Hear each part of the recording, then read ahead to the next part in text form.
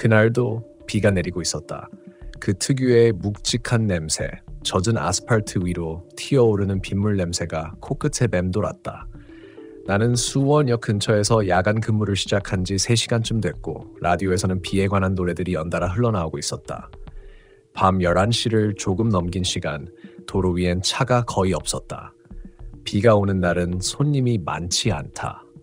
그래서 이런 날은 마음을 비우고 그저 조용히 음악을 들으며 시간을 보내는 편이다. 그런데 이상하게 그날은 창문에 떨어지는 빗소리가 평소보다 더 답답하게 들렸다. 차 안의 공기가 눅눅했는데 단순히 습기 때문만은 아닌 느낌이었다. 에어컨을 켜도 그 눌린 듯한 공기가 가시지 않았다. 라디오를 껐다.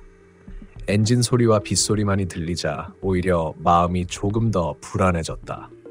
그때였다. 무전기가 치직 소리를 내더니 기계음 같은 여자의 목소리가 들렸다. 기사님, 수원 널널동 쪽 요청 하나 있습니다. 그 동네 이름을 듣는 순간 나는 본능적으로 미간을 찌푸렸다. 그쪽은 오래된 주택가와 공터가 많은 외곽 지역이었다.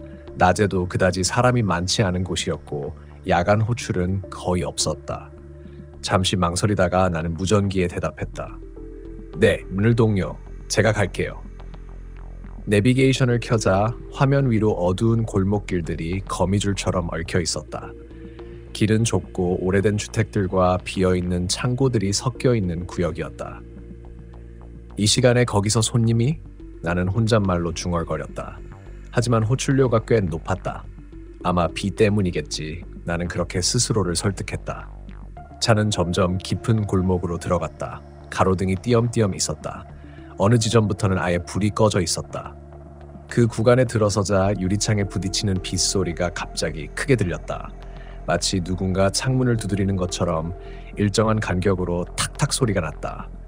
내비게이션이 목적지에 도착했다고 알려줄 때쯤 나는 이미 핸들을 꽉 쥐고 있었다. 여기 맞나? 차를 멈추자 앞 유리에 작은 그림자가 스쳤다. 처음엔 그냥 물방울이 흘러내리는 줄 알았다. 하지만 그 움직임은 뚜렷하게 사람 형체였다. 조수석 쪽으로 시선을 돌렸다. 가로등 불빛에 희미하게 비친 누군가의 실루엣이 서 있었다. 검은 우산, 하얀 원피스, 얼굴은 보이지 않았다. 그 사람은 천천히, 정말 느리게 걸음을 옮기더니 뒷좌석 문을 잡았다. 문이 열리는 소리가 이상하게 무겁게 들렸다. 택시 맞죠? 목소리가 너무 작았다. 나는 룸미러로 그녀를 봤다. 머리가 젖은 채로 얼굴 반쯤이 머리카락에 가려 있었다. 입술만 보였는데 유독 창백했다. 네, 어디로 가세요? 수원역이요. 그건 이상한 요청이었다. 내가 출발한 곳이 바로 수원역 근처였으니까. 비 오는 날이라 돌아가려는 사람도 있을 수 있겠다 싶었지만 뭔가 마음에 걸렸다. 네, 알겠습니다. 나는 천천히 차를 돌렸다. 차가 움직이기 시작하자 룸미러 속 그녀가 고개를 떨군 채 아무 말도 하지 않았다. 몸이 조금씩 떨리는 것 같기도 했다. 비에 젖어서 추운 건가 싶어 히터를 조금 올렸다. 춥지 않으세요? 대답이 없었다. 그저 조용히 숨소리만 들렸다. 하지만 그 숨소리가 너무 일정했다. 사람이라면 약간의 리듬이 있는데 그건 마치 녹음된 듯한 일정함이었다. 나는 괜히 말을 이어갔다. 오늘 비가 많이 오네요. 늦은 시간인데 어디 다녀오셨어요? 그녀는 천천히 고개를 들었다. 룸미러에 순간 그녀의 눈이 비쳤다. 새카맸다. 빛이 전혀 반사되지 않았다. 그리고 아주 작은 목소리로 대답했다. 돌아가는 길이에요. 그때 차 안이 순간적으로 싸늘해졌다. 히터가 켜져 있었는데도 숨이 하얗게 보였다. 나는 무의식적으로 손을 히터 쪽으로 뻗었지만 이미 공기는 얼어붙은 듯 무거웠다.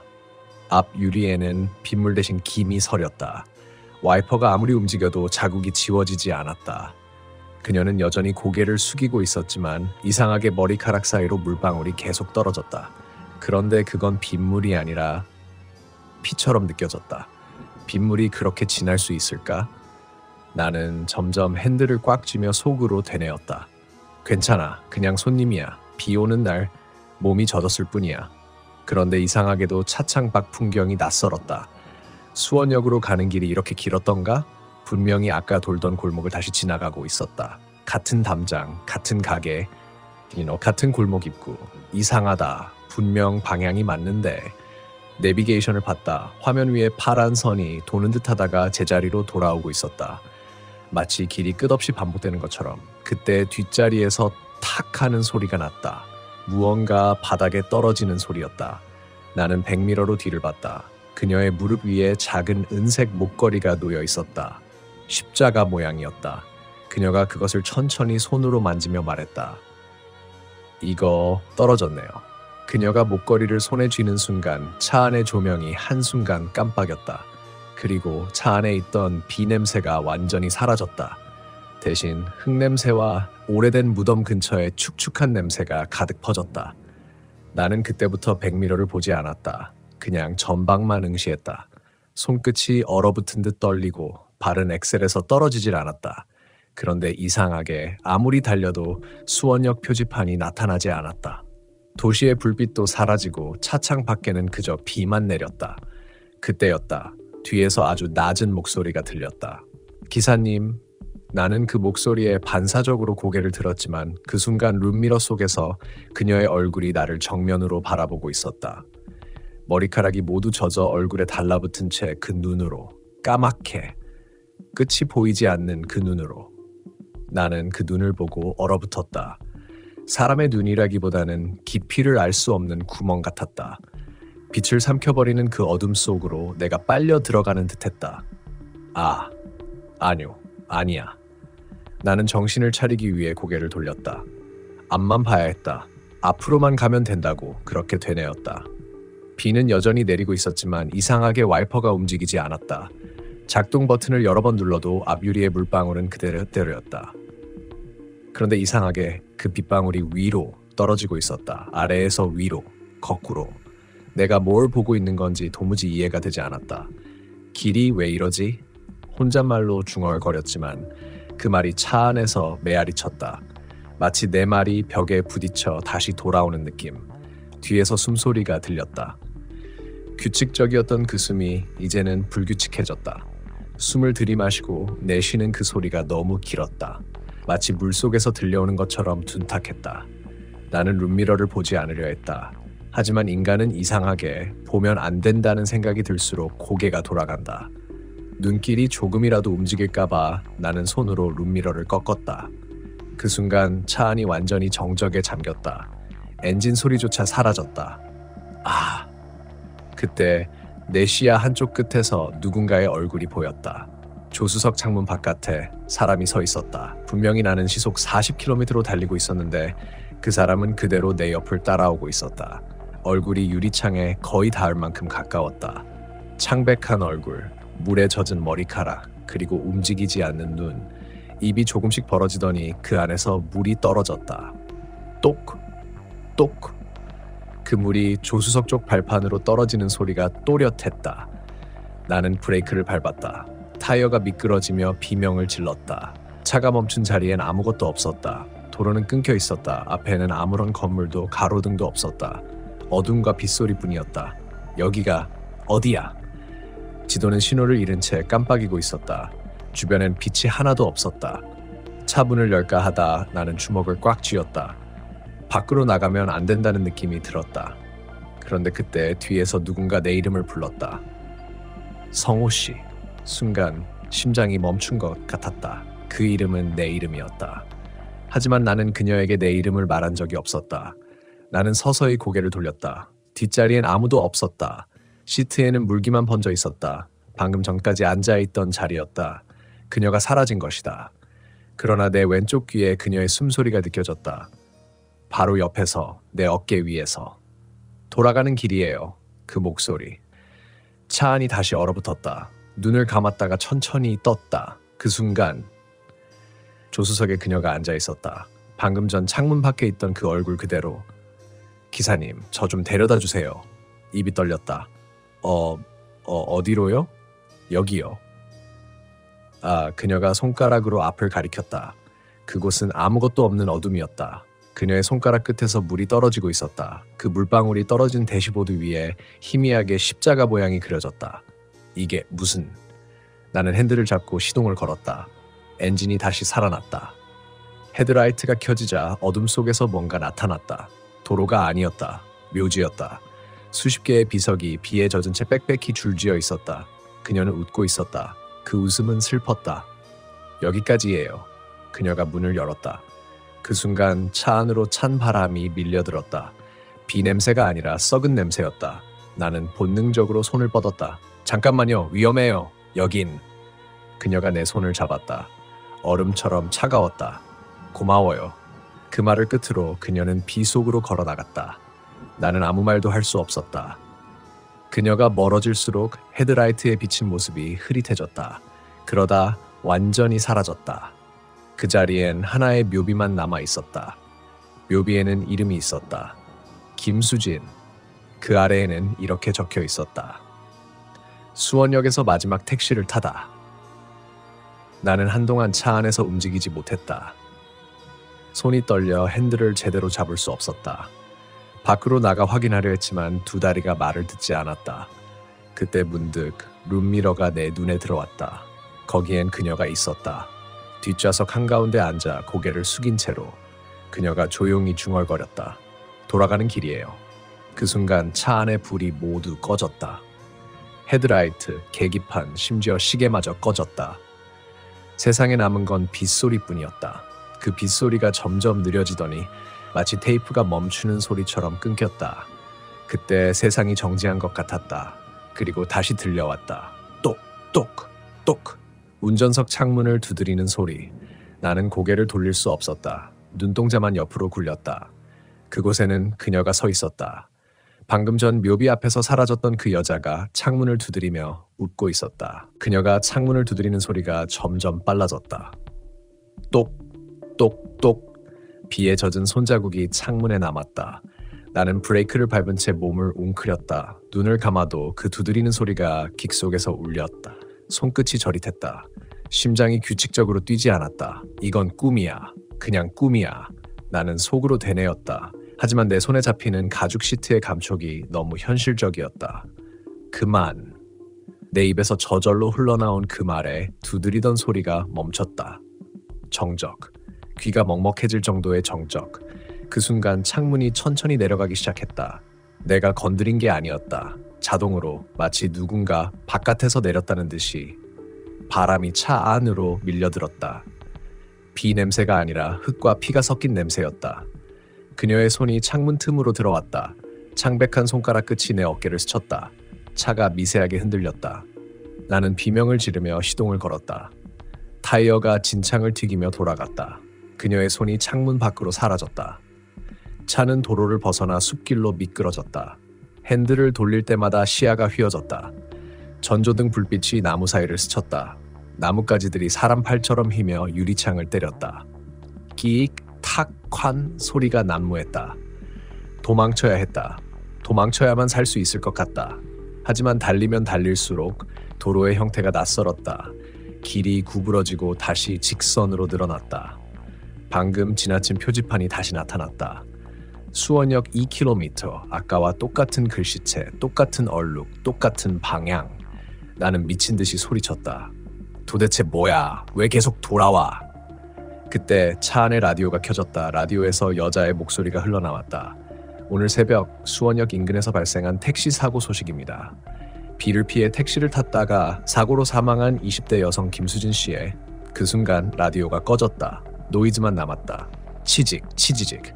그 소리 사이로 어떤 숨소리가 섞여 있었다. 낮고 길게, 마치 내 바로 뒤에서. 나는 급히 룸미러를 내렸다. 그녀가 있었다. 뒷좌석 중앙에서 천천히 몸을 숙인 채 고개를 들어 나를 보고 있었다. 그 얼굴은 이미 사람이 아니었다. 물에 젖은 살이 일그러지고 입가가 귀 밑까지 찢어져 있었다. 그녀의 입에서 물이 떨어졌다. 그 물은 바닥으로 스며들며 피처럼 번졌다. 왜, 도망가요? 그녀가 말했다. 그 목소리는 분명 슬펐다. 공포보다 먼저 죄책감 같은 감정이 밀려왔다. 내가 뭘? 그날 저를 봤잖아요. 그녀의 말이 칼처럼 내 귀를 파고들었다. 저를 태웠잖아요. 근데 내리지 못하게 했잖아요. 그 말에 머릿속이 하얘졌다. 기억이 끊긴 한 장면이 떠올랐다. 며칠 전 새벽 근무 중이던 나. 비 오는 밤 수원 외곽. 길가에서 비틀거리던 여자를 봤다. 차를 세우려다 그냥 지나쳤다. 술에 취한 사람 같아서 괜히 엮이면 귀찮다. 그렇게 생각하고 그냥 지나쳤던 그 밤, 그녀의 목소리가 이어졌대. 멈췄으면 살 수 있었어요. 그녀의 눈물이 떨어졌다. 그 눈물은 투명하지 않았다. 탁한 빗물처럼 바닥에 번져 검은 자국을 남겼다.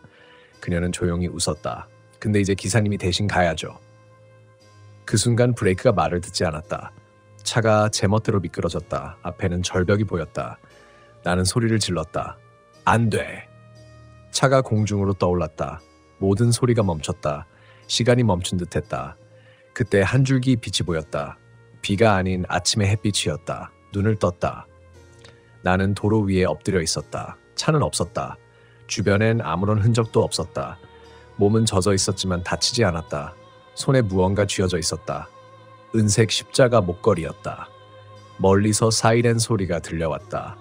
경찰차와 구급차가 지나갔다. 나는 비틀거리며 도로 옆으로 몸을 옮겼다. 그리고 그들이 멈춘 곳을 봤다. 비탈 아래 내가 타던 택시가 뒤집혀 있었다.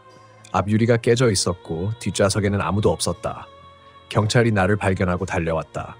기사님, 괜찮으세요? 나는 대답하지 못했다. 그저 떨리는 손으로 목걸이를 내밀었다. 이거 차 안에 있었어요. 그 경찰이 목걸이를 보더니 얼굴이 굳었다. 이건 김수진 씨 유품이에요. 작년에 이 근처에서 사고 났던. 그 말이 끝나기도 전에 내 귓가에서 속삭임이 들렸다. 돌아가는 길이에요. 나는 그제야 알았다. 그녀는 나에게 복수를 하러 온 게 아니었다.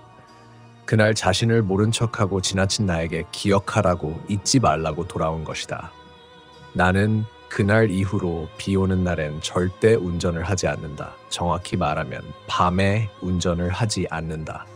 비가 내리는 도로 위엔 항상 그 여자의 모습이 겹쳐진다. 와이퍼가 유리를 쓸어낼 때마다 그날의 빗소리와 함께 내 머릿속에 다시 울려 퍼진다. 기사님, 저 수원역까지요. 그 목소리는 너무나 평범했고 그게 더 섬뜩했다. 그날도 마찬가지였다. 밤 11시쯤이었을까. 하루 종일 비가 내렸고 도로 위엔 사람 그림자 하나 없었다. 나는 손님 한 명만 더 태우고 퇴근해야지. 그렇게 생각하며 수원역 근처를 천천히 돌고 있었다. 그때였다. 전조등 불빛 속에 누군가 서 있었다. 옅은 베이지색 코트를 입은 젊은 여자. 비에 흠뻑 젖은 머리카락이 얼굴에 들러붙어 있었지만 내 눈엔 확실히 사람이었다. 나는 망설임 없이 차를 세웠다. 여자는 조용히 뒷좌석에 올랐다. 그때 창문을 닫는데 묘하게 냄새가 났다. 흙냄새, 곰팡이 냄새, 그리고 젖은 첫 냄새. 차 안의 공기가 갑자기 눅눅해졌다. 어디로 가시나요? 내 질문에 여자는 고개를 숙인 채 말했다. 수원역 근처 원룸촌이요. 나는 아무 생각 없이 시동을 걸었다. 그런데 이상하게도 룸미러에 여자의 얼굴이 흐릿하게 비쳤다. 불빛에 비춰야 할 피부가 유리처럼 희미했다. 입술은 거의 색이 없었고 눈은 반쯤 감겨 있었다. 괜찮으세요? 감기 걸리시겠어요? 나는 습관적으로 말을 건넸지만 대답이 없었다. 뒤에서 들리는 건 젖은 천이 바닥에 떨어지는 듯한 찹 하는 소리뿐이었다. 혹시 주소 좀 정확히 알려주실 수 있을까요? 그제서야 여자는 천천히 고개를 들었다. 그리고 거울 속에서 나를 바라봤다. 그 눈, 비가 차창을 타고 흐르듯 눈물처럼 흘러내리고 있었다. 나는 순간 핸들을 놓칠 뻔했다. 저기, 괜찮으세요? 그녀는 미소를 지었다. 입꼬리가 살짝 올라갔지만 눈은 여전히 울고 있었다. 그리고 아주 작은 목소리로 말했다. 아저씨, 저 여기서 내릴게요. 나는 급히 차를 세웠다. 그녀가 손잡이를 잡는 순간 문짝에서 쭉 하고 끈적한 소리가 났다. 그녀의 손에선 물이 뚝뚝 떨어졌고 바닥엔 진한 물자국이 번졌다. 그녀는 아무 말 없이 문을 열고 나갔다. 비는 여전히 내리고 있었다. 그녀는 가로등 불빛 아래 서서 한참 나를 바라봤다. 그제야 나는 이상한 걸 깨달았다. 그녀가 문을 닫지 않았는데 차 문이 탁 하고 스스로 닫혔다. 그리고 나는 뒷좌석을 돌아봤다.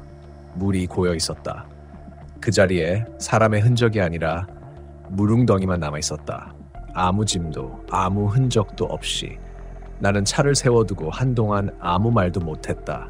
심장이 미친 듯이 뛰었고 손끝이 떨렸다.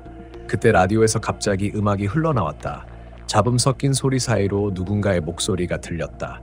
기사님, 저 수원역까지요. 그 목소리. 분명 아까 그 여자였다. 나는 라디오를 꺼버리고 밖으로 뛰쳐나갔다. 비는 여전히 내리고 있었고 어두운 도로에는 아무도 없었다. 그런데 내 차 문이 열려 있었다. 그리고 운전석 시트 위에는 누군가 젖은 손으로 쓴 듯한 글씨가 남아 있었다. 돌려주세요. 나는 두려움에 뒤도 돌아보지 않고 그대로 도망쳤다. 그날 이후 내 차는 팔았다. 하지만 이상하게도 가끔 비 오는 밤이면 내 핸드폰 라디오가 혼자 켜진다. 그리고 그 목소리가 다시 들린다. 기사님, 수원역까지요. 나는 그때마다 라디오를 부수고 싶을 만큼 무섭지만 이상하게도 매번 그 말을 끝까지 듣는다. 마치 누군가 나에게 아직 데려다 달라고 말하고 있는 것처럼. 그리고 어젯밤 내 꿈에서 그 여자를 다시 봤다. 그녀는 젖은 머리로 내 옆자리에 앉아 웃으며 말했다. 이번엔 끝까지 가야 해요, 기사님. 비 오는 날의 수원 도로는 여전히 조용하다. 하지만 내 귀엔 그날의 엔진 소리와 함께 그녀의 젖은 숨소리가 여전히 들린다. 며칠을 고민하다가 나는 결국 그 말을 따라가 보기로 했다. 돌려주세요. 그 글씨는 분명 누군가의 간절함이 묻어 있었다. 처음엔 장난이라 생각했지만 그 글씨가 꿈에까지 따라오자 더는 무시할 수가 없었다. 나는 다시 수원으로 향했다. 비 예보가 있던 날이었다. 하늘은 낮부터 어두웠고 바람은 묘하게 축축했다. 마치 누군가가 오늘 와야 해라고 속삭이는 것 같았다. 그날 밤 나는 그 여자를 처음 태웠던 도로를 천천히 따라갔다. 와이퍼가 일정한 리듬으로 유리를 쓸고 있었고 창밖의 불빛은 번져서 도로 위로 눈물처럼 흘러내렸다. 그리고 그곳이 보였다. 그녀가 처음 손을 들어 탔던 그 가로등 아래. 낡은 전봇대에는 아직도 종이 전단 몇 장이 붙어 있었다. 그중 하나가 내 시선을 사로잡았다. 실종 2021년 7월 28일 밤 10시경 수원 남룰로 인근에서 마지막 목격. 베이지색 코트를 입은 20대 여성, 이름 김하연. 나는 숨이 막혔다. 사진 속 여자는 그날 내 차에 탔던 그 여자였다. 몸이 떨렸다. 돌려주세요라는 말이 떠올랐다. 무엇을 돌려달라는 거지? 지갑? 물건? 아니면 그녀의 마지막 순간? 나는 혹시나 하는 마음에 그날의 드라이브 기록을 확인했다. 택시 앱의 경로 저장 기능에는 분명히 그녀를 태운 위치와 하차 지점이 남아 있었다.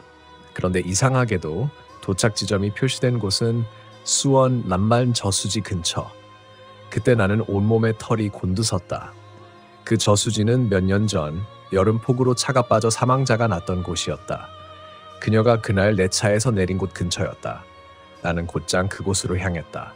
도로는 비로 젖어 있었고 저수지 근처에는 안개가 짙게 깔려 있었다. 길가에는 낡은 신발 하나가 버려져 있었다.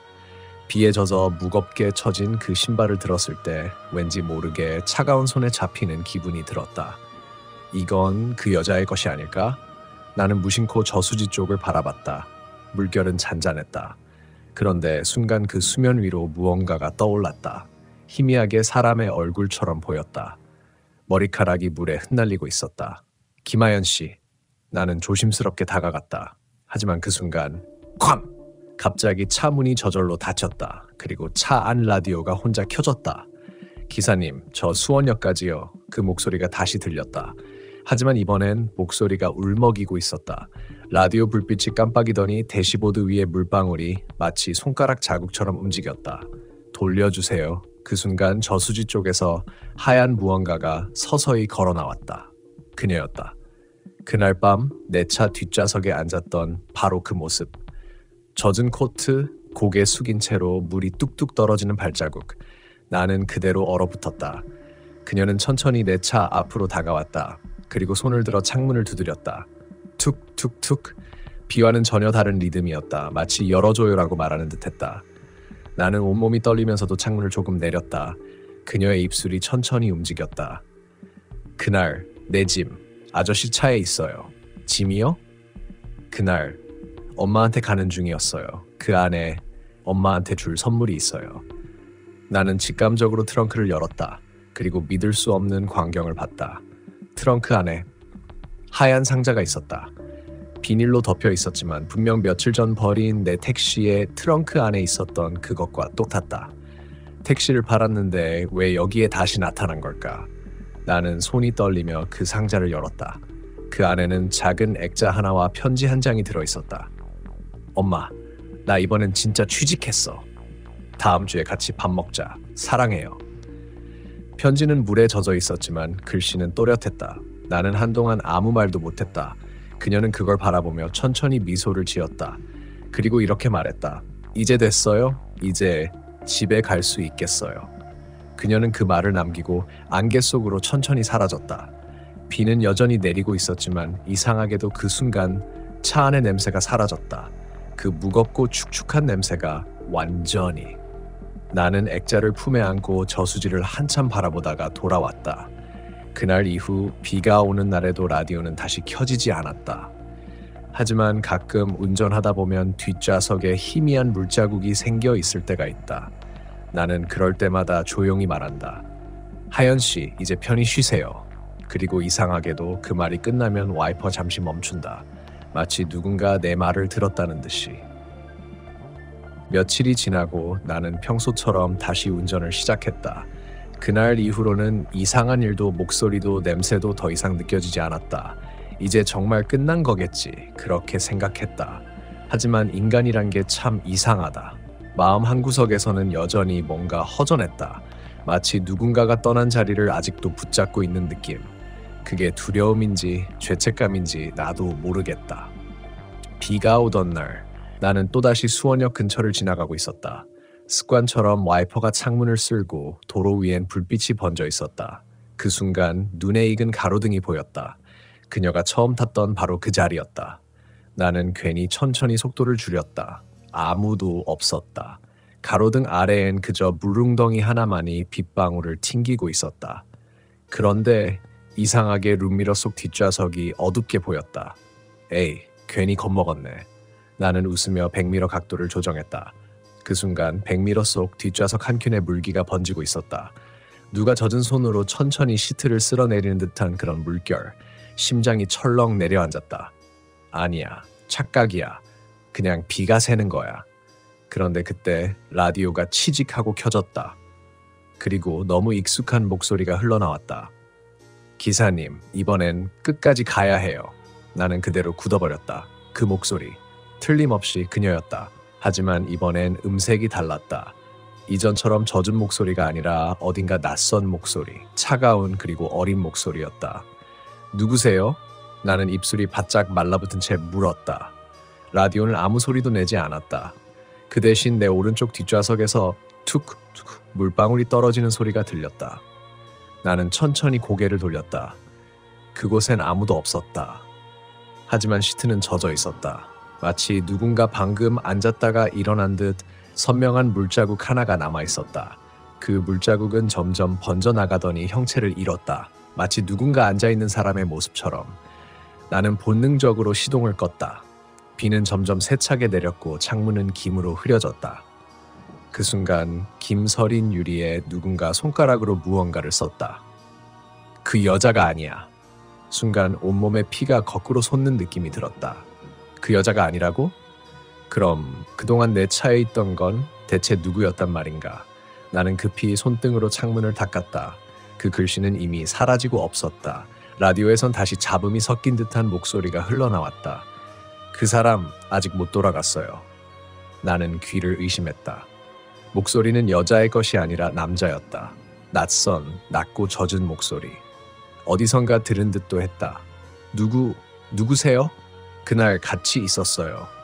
그 말과 동시에 내 눈앞에 라디오 화면이 깜빡이며 바뀌었다. GPS 지도 위에 작은 붉은 점 하나가 찍혀 있었다. 수원 난란 저수지 사고 지점. 그건 그녀가 사라졌던 장소였다. 하지만 그 밑에는 또 하나의 좌표가 새로 생겼다. 사건 발생, 2명 사망. 나는 다시 그곳으로 향했다. 비는 미친 듯이 퍼붓고 도로 위엔 물이 고였다. 저수지 근처에 도착했을 때 이미 시야는 뿌옇게 가려졌다. 그런데 그 물가에서 두 사람의 그림자가 서 있었다. 한 명은 분명 그 여자 김하연이었다. 그리고 그 옆엔 낯선 남자가 서 있었다. 그의 손에는 운전대 같은 게 들려 있었다. 얼굴은 보이지 않았지만 왠지 모르게 나였다. 나는 비명을 지르며 뒤로 물러섰다. 그 순간 두 그림자가 동시에 고개를 들었다. 그리고 동시에 말했다. 돌려주세요. 그들의 목소리가 겹쳐지며 울려 퍼졌다.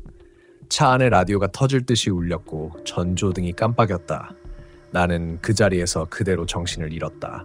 눈을 떴을 때는 아침이었다. 비는 멈춰 있었다. 하지만 차 앞 유리에 물로 쓰인 글씨가 남아 있었다.